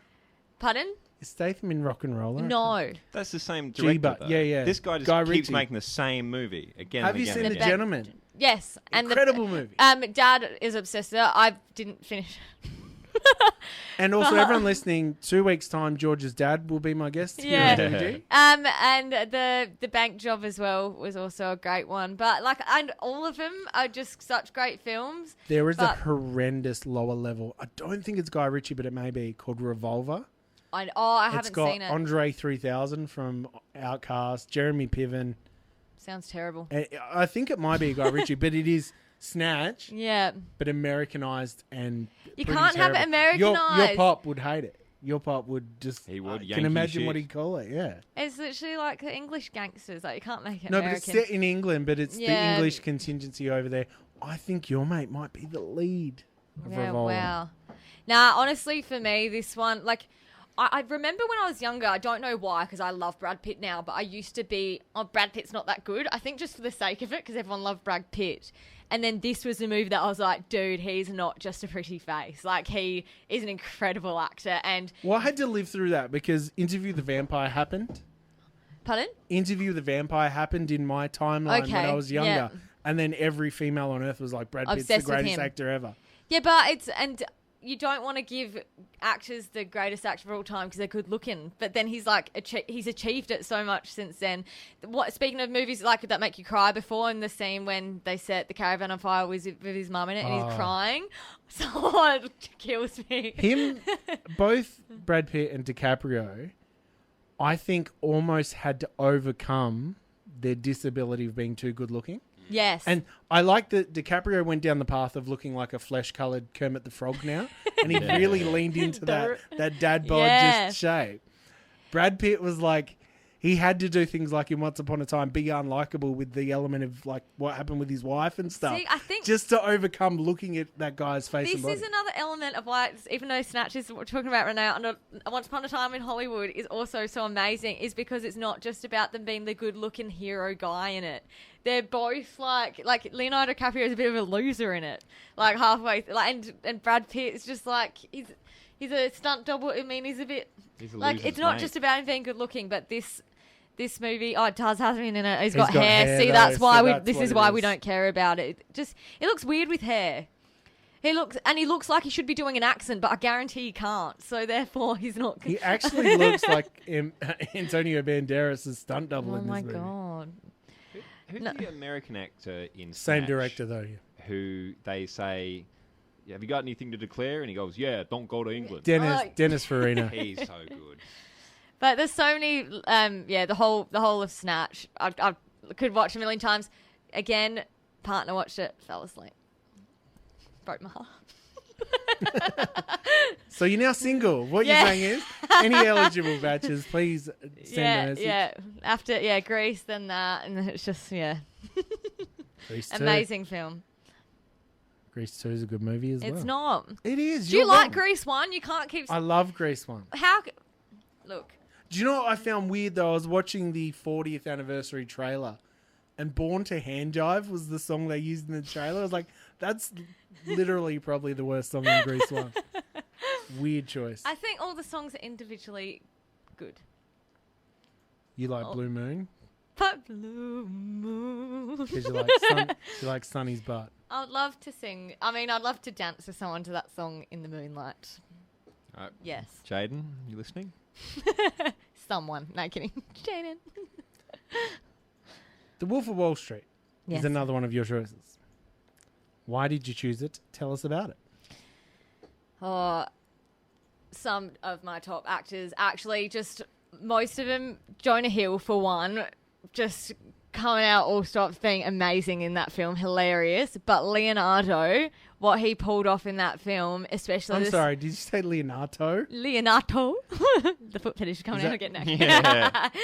Leonardo, and that scene with him, coming out the car, and he's super effed up, trying to drag himself back to the house, and he can't. Amazing. And the also scene Margot of him Robbie. hanging out of that white Lamborghini with his foot is that is. I quite often say that when an actor's absolutely incredible because no one else could pull off the scene the way that they did. Yeah. I liken it to that scene, but one other scene that I always bring up is the movie Me, Myself and Irene with Jim Carrey. There's a moment where he has a fist fight with himself because he's split personality. He tackles himself and spits on himself, and the physicality that he does in that scene is just next level, and I've never seen anyone hit that level.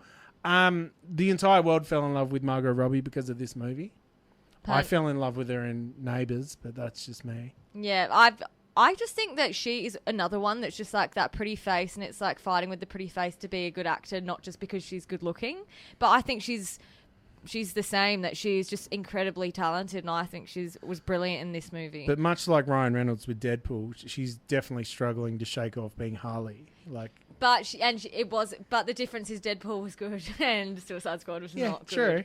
She could have been the perfect... And actually, I don't even think it was Harley Quinn that affects that movie. I just think the movie Suicide Squad was such a disappointment. Oh, well, I've got a theory. I think that Jai Courtney deliberately ruins franchises I love because he was Captain Boomerang in Suicide Squad. He ruined Terminator Genesis. He's just a monster that needs to be stopped. Apparently, they're actually doing like a spin-off Harley Quinn sort of thing. Oh, they've done like 4. But with Margot in it. And I reckon... Maybe she could pull it off, but... The way you say Margot, I just picture your hairdresser that lives down the street and smokes with rollers in. You're like, my mate Margot. Yeah, there are so many iconic scenes because obviously Martin Scorsese knows how to make a film. And this was him going, I want to make a gangster film with debauchery, but I don't want to make another gangster film yet. Yeah. Because Joe Pesci's not quite 1.5 million years old yet. So this movie is it's so incredible. Yeah, and I was also really upset that obviously you got to cheat on your wife with Margot Robbie, like who wouldn't? But I was also sad because I loved How I Met Your Mother, and his wife in this movie was the mother of How I Met Your Mother. Wow, you are just a monster. But it's fair enough. How do you get some kind of payment for looking after Georgia in the band? No, she's like a release program I look after for everyone. Yeah. I'm Mama G and the Milky Babies. Yeah, we're all her Milky Babies, and she sniffs us deeply. Very nice. It was weird that you lifted your shirt to tell me that, but appreciated. Let's hear a trailer for one of Tom's movies. Stanley Kubrick is the director that is the favourite director of all my favourite directors, but not my favourite director. Tom, you've chosen The Shining from Stanley Kubrick, written by Stephen King, hated unbridledly by Stephen King also. Well, he's a hack, so who gives a shit? Yeah. You know, I'd be upset if someone adapted my book and blew it out of the water, and now I look like an idiot, and that's what happened. It's like Johnny Cash covering Nine Inch Nails' Hurt. Exactly. Except I think Trent Reznor was cool about it. Yeah, he didn't. Oh, that cover sucks, man. He's an idiot. He did my song wrong. Like, more of a George Michael Limp Bizkit situation. Oh, George Michael's Limp Bizkit. Jimmy Savile was there. The Shining. Why did you pick it? Why do you like it? Tell us about it. Well, it's just real spooky, don't you think? It is Doesn't spooky. Just spook you. It is known for its spookiness. And then because there's all these scary movies, and and someone jumps out and gets you, but it's just a scary movie. It's just really scary. It's much scarier than other scary movies. It just leaves you scared afterwards. Did you see and/or enjoy Dr. Sleep? I saw the trailer for it, and my eyes rolled out of my head, and I had to pat around on the floor to find them and put them back in. So I didn't see the movie. Not a hard vouch, but I will, on a good day, vouch for that movie. Worth checking out as a companion piece, but not as a sequel. What about 30 Seconds to Mars, the Kill music video? I am not familiar with 30 Seconds to Mars. Okay. Not a big Jared Leto fan. Hey. Oh, we were talking about yesterday that he's a terrible actor. 100%. We had this conversation at our car yesterday. He is just the lucky pretty guy that happened to be standing in movies that were fantastic around him. Except Suicide Squad. No. There are notable examples. He managed to be standing in the background while Fight Club was happening. He played Angel Face. Requiem for a Dream is an incredible movie, yes, but it's an ensemble film. So that's like saying, the Jennifer Connelly movie Requiem for a Dream. It's like, no. Well, who was he in Requiem for a Dream? He's the guy who loses his arm because of heroin at the end. It's a hell weird movie. I reckon I've seen it only once, and I've told my dad to watch it, but it was I can't vision him in it. But it was I thought it was a brilliant film. It's all about addiction. He was in Dallas Buyers Club when Matthew McConaughey was literally just looking at the camera begging for an Oscar, and he got one. Yeah. And Jared was there too, and it was like when your little brother goes to your award ceremony for basketball, and they've got one extra medal. That's the participation trophy. And that's what Jared got for that movie. I think. I cannot think of something where I go, man, Jared Leto was great in that. He's very plain. I believe. I think he's a very plain. Well, he's got Katy Perry eyes. Yeah, and he does have. I've seen Katy Perry eyes. when she doesn't have that eye makeup on, yeah. and she's quite plain because she once was in a POD music video doing backup vocals for the band Payable on Death. Yeah. So when she's not, it's all just a bit plain. It's like Zooey Deschanel with the bangs. Yeah. It's like when they're not there, they lose the X factor. Yeah. And Gerard Butler. I think I'm having a stroke under the table. It's George is rubbing off on you. Jared Leto is just... he's such a nothing that we're all talking about. Yeah, why are we talking about him? We're giving him more attention than he deserves. How did we get talking about Jared Leto? He's not in The Shining. Because the 30 Seconds to Mars music video is The Shining as a music video. So they just cut the film into a music video? No, they went to the original hotel that was the Overlook and filmed it shot for shot kind of thing. You know what? It is pretty crooked how he treated Shelley Duvall. That's a bit fucked up. And that actually was on that Red Letter Media... no, actually the Razzies... Mm-hmm.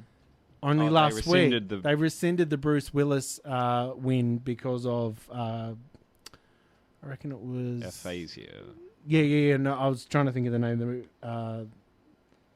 Space Crisis or whatever the movie was called. Like Hard to Shoot. Yeah. They rescinded that because it turned out that he had a medical condition. And the other example they gave was they actually, in the same press release, they took Shelley Duvall's off of her for The Shining. Well, I was really surprised they gave it to her in the first place because she does a good job. She's a good actress. She kicks it. It's no Suburban Commando, which is my favourite Shelley Duvall film, but it is... it's not method acting, it's being forced to method act because you're playing a tortured wife and you're just being tortured on set by the director that was a monster. Mm. But all our favourite directors, Spielberg... Carpenter. Is Spielberg a weirdo? No. Spielberg's favourite director is Stanley Kubrick. I'm saying, look, in every movie wank you've ever met. Yeah, I felt a bit... Coppola always says that... Trying to sort of avoid the title putting this one in. And The Simpsons Halloween special... The Shinning? The Shinning, unbeatable. Top tier stuff. I reckon top 5 episodes. That's odd. The blood usually gets off the 3rd floor. How often do you watch this? Is this one... Because it's not comfort food. This is unsettling. Oh, no, definitely not. And I liken this movie to the film Dawn of the Dead. No, sorry, Day of the Dead. The Shining. Yep. And Day of the Dead because it builds up this sense of dread. It's not necessarily everything that's on screen.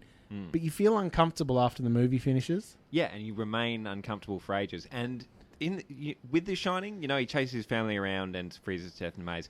Nothing really happens. No. And then, the trailer screen you've got up there, it's got that random 1 second shot where she looks in. She's running around. She looks in, and there's a guy in a pig mask blowing a dude. Yep. What is that? We don't know. I don't know. It's just there for one shot. The amount of film guys that are like, it's from the book, room 237, like a whole other thing. It represents the male ego being over. Yes, but it's just a whole bunch of weird stuff. It's creepy, and it makes you feel really creeped out for a long time. Every time I watch The Shining, I'm like, oh, yeah, it's my favourite movie. I like it. And then I can't sleep right for 2 weeks. It's a masterclass in unsettling.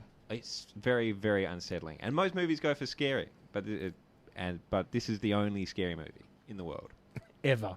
Have you seen Ready Player One? Is it scary how much it sucks? No. I enjoyed it. Did you not like it? I saw the trailer, and it's again, a Spielberg movie. I know I won't like it. My kids loved it as much as I loved Jurassic Park in the cinemas because it was a bit of sensory overload how big the movie was. Huge segment of it there in the Overlook, completely redone perfectly to look like this movie. And so I appreciated that, and I thought you might.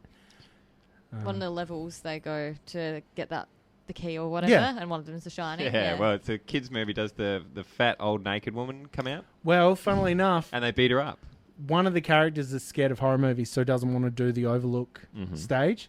So wanders the hotel and ends up in 237, and the naked lady shows up. Oh, they put the naked lady in the kiddie 3D. It's not like full kiddie movie. It's like a. It's as kiddie as Jurassic Park is. It's that demographic, but modern because of CGI, and it's also, funnily enough, because it's a Steven Spielberg movie. It's like, hey, here's all these other things I also did. Don't forget that I'm relevant still. Yeah, but good times. So the next movie I believe that we should talk about is, I have no idea, but we might hear another song from you guys. Any suggestions what I should play? Just off this list? Yeah, there's Bad Intentions. Ooh. All Right, Psycho. Short Skirts. Short Skirts. Cool. Shorts. Let's do it. Who wants to introduce? I think Husey wants to introduce this now. Oh, good on everyone. My favourite band's All Right Psycho, and it's called these banging tunes like this. Take it away, maestro.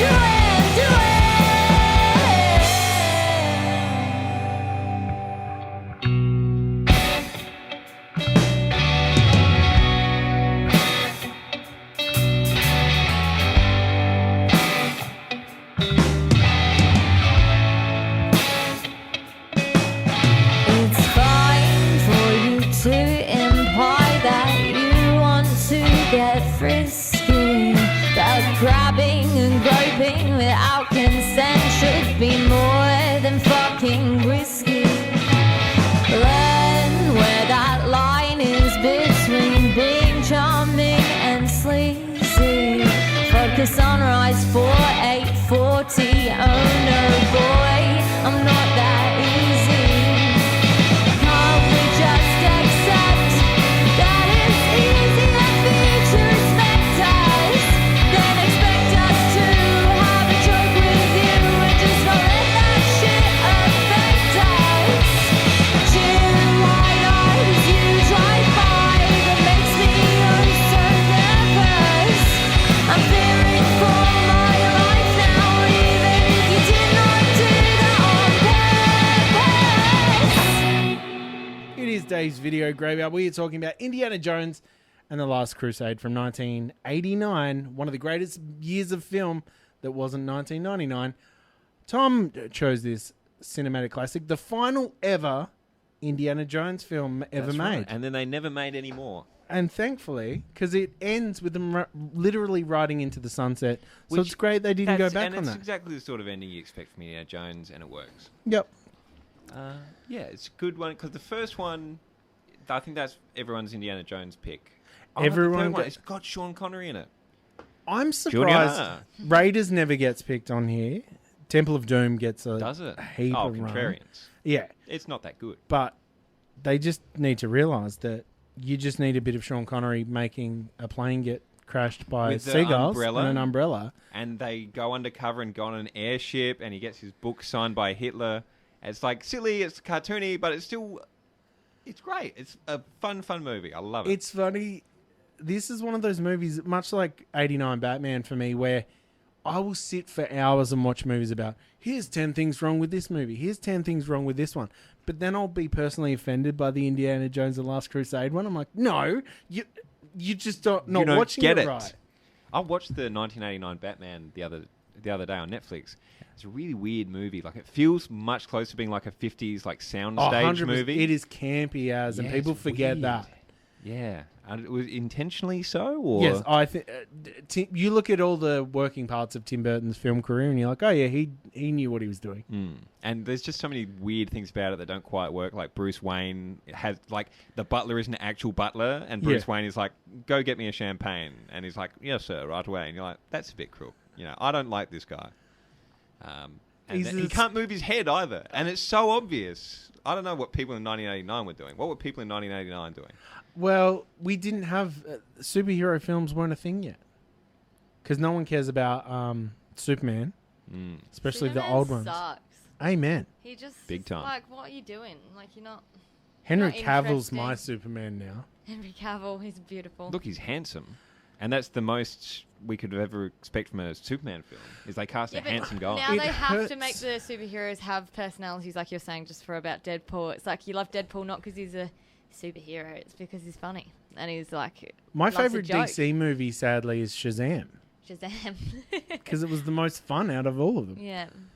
I hate to do it, but I have to recommend to both of you a Tom Cruise movie. I don't like him. Neither do I. Edge of Tomorrow was good. Edge of Tomorrow was fantastic. Mission Impossible. No, it's not. Mission Impossible Fallout. Dope. And It Hurts Me is the best action movie I've seen in the last 10 years. And I'm so sorry. Exactly right. I'm so sorry. Correct. Mission Impossible Fallout, and it hurts to even say it. Is that the one that finishes in the mountains and he's It driving does. a helicopter Yes. around? That's Yes. dope movie. Dope movie. It is the best action movie in the last 10 years, and it shouldn't be. It should not be. Henry Cavill gets in a fist fight, though, and he loads his arms mid-fight. He literally goes like this to fight, and it's chef's kiss. Surely that's been done before. But you know what? Oh, sorry. Good pick, because I think that it's the same sort of energy as Indiana Jones and the Last Crusade. It's a bit silly. It's a bit adventure. funny. It is. It's adventure. They contrive reasons to have like fun and exciting scenarios, and they think their way out of them, and they get by on their daring do. Somewhere in the mid-2000s, we kind of got trained to stop suspending disbelief, and we're getting back there. And I think that Fallout was a great example. Well, like you were saying, it's because of all these like cinema sins things. Like, people don't want to make movies where they're going to go, ding, would Sean Connery fluffing his umbrella at birds really crash a plane? Nice one, movie. Ha ha ha. But like, that was fun. That was good. People liked that. But now people have really gone away from making those sort of movies, because I think that has informed a lot of, like, now nerds think like, oh, well, that wouldn't have happened. Of course it wouldn't have fucking happened. Not what studios have given the audience too much control. Yes, I completely agree. But it's hard not to with social media when everyone gets to have this every single say. I respect, but was also blown away. Georgia, you said you don't watch trailers. And we're living in a world where a movie can't have one trailer. I can't. You watch the whole thing. But Like, the I thing don't is, want to watch it. Like, I want to be at least a little surprised. I had seen, like, The Last Jedi.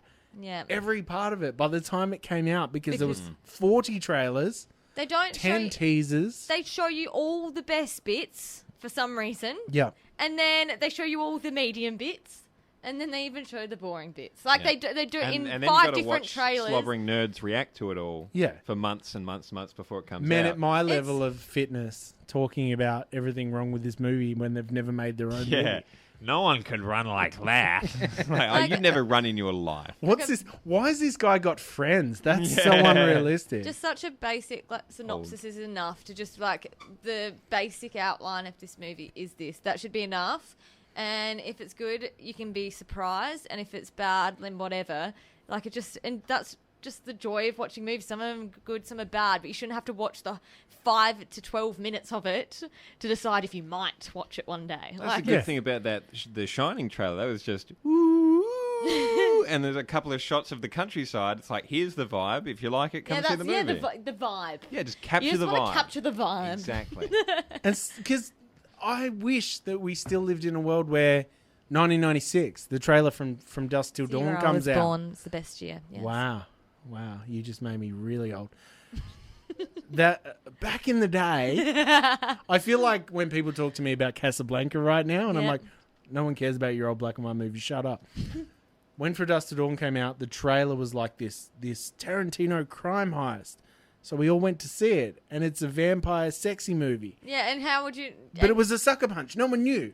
Yeah, None of that was in the trailer at the time. No one wants to be surprised anymore. No. Everyone wants to know exactly what we're in for, because why waste their precious minutes to go and sit in a movie that might be okay when realistically they're going to sit on TikTok for 12 hours in a row? Like, come on. And that's Nana Corner from Georgia. Our sponsor. What are some other movies where they've, like, the trailer's been like one thing and the movie's been totally something else? Have they done that very often? Not in a positive way.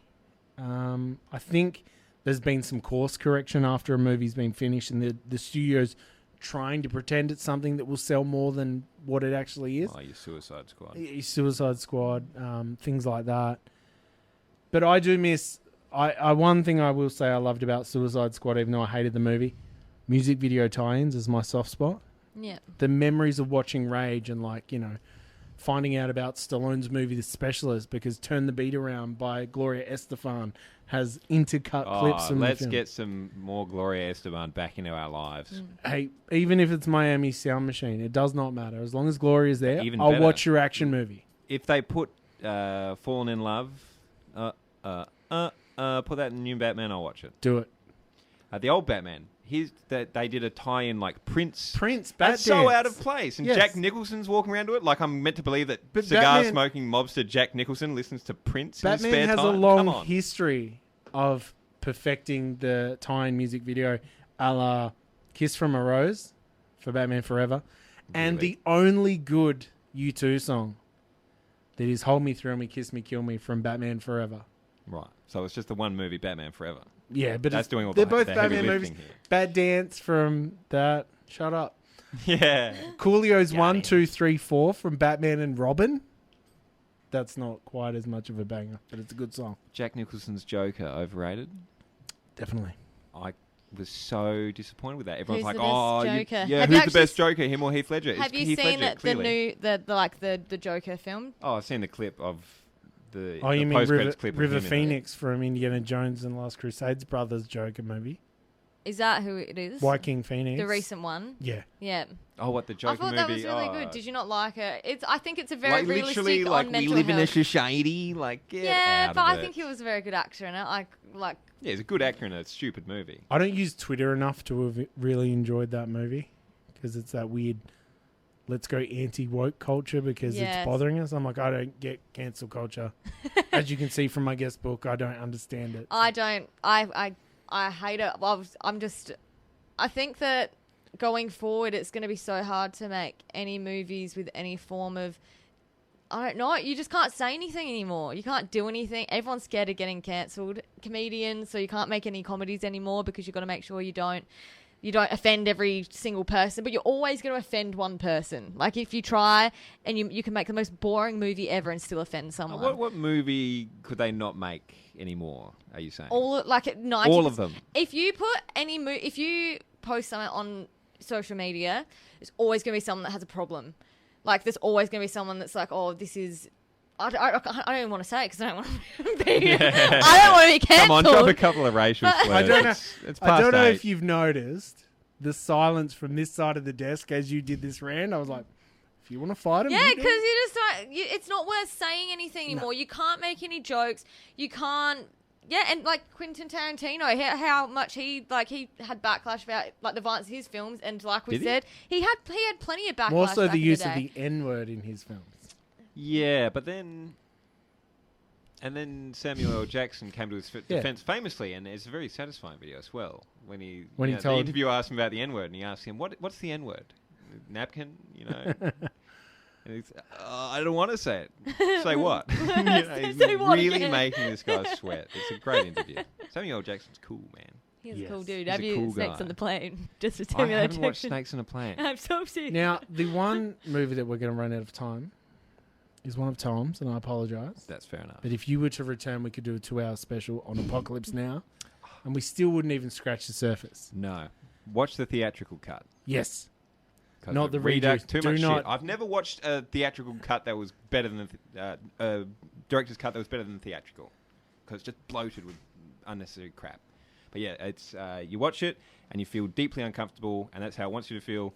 Good movie. Yep. Except I've changed my mind about Francis Ford Coppola because I recently rewatched 1992's Bram Stoker's Dracula and realised that... No, it was Bram Stoker done Yeah. it. So Oh, yeah. his name's on it.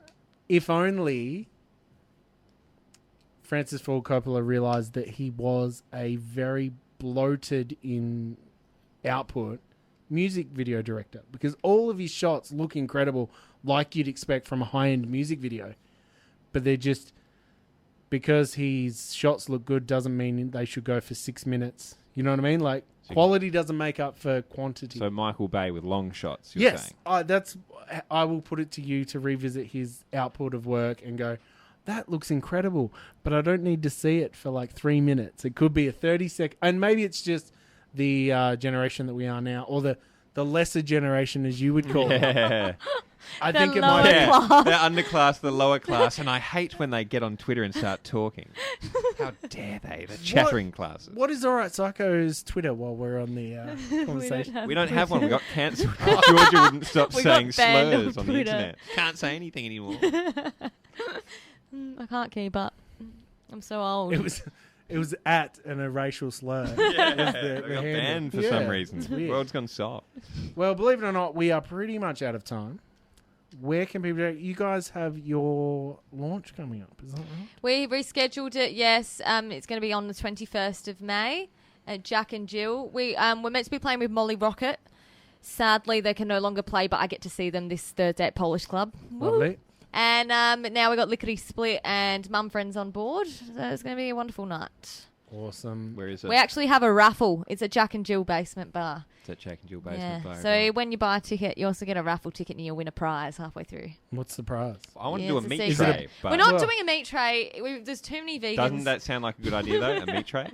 What about... What are you going to do with You it? can choose either a Eat meat it. tray or a bargain bin shrink-wrapped box set of Jason Statham movies. Ooh. Why don't we have both? Yeah. For the vegans. Just if you give someone a meat tray and a gig, what are they going to do with it? We've had this argument way too many times. Throw it the on fridge, stage you if cut- you're me. Yeah. Look, you get a free tray of meat. It's the gift that keeps on giving. You're out in town. do What are you what you doing want. with it? And then... Well, if you feel upset about it. I have heard drop you the know your bin. way... And this isn't meant to sound sexual, but it will. I heard you know your way around a sausage. Oh, In you regards, would just in ready prepare to- regards to preparing them, nothing sexual. For That Jason's did sound sake. like a euphemism, but it wasn't. It was 5 minutes, 10 minutes ago. That was an Sounds hour, 5 and, minutes, 10 hour and minutes ago. 50 minutes ago. You That's don't- okay. It was. It's a callback. Where can people check out Alright Psycho? At Alright Psycho Insta, on the Spotify, on the YouTube, on Facey Facebook, Beak. not on Twitter. Not on Twitter. Cancelled We should from start a Cancelled Twitter. from Twitter. We should start a Twitter. Hashtag cancel Alright Psycho. Yeah. Tweet, tweet. That can be the first. Hashtag cancel. Yeah, hashtag That should be your cancel first. Alright Because Psycho. you try to... Let's cancel ourselves before we even start. And that way the media attention will blow up. hashtag go woke, go broke. Yeah. At Alright I'm Psycho. going to burn my sneakers. Thank you guys so much for joining us. Of course, check out everything they've got going on online. Krez is on his way into the studio. This is 100.5 WOWFM. Let's get back into it. This is DVG.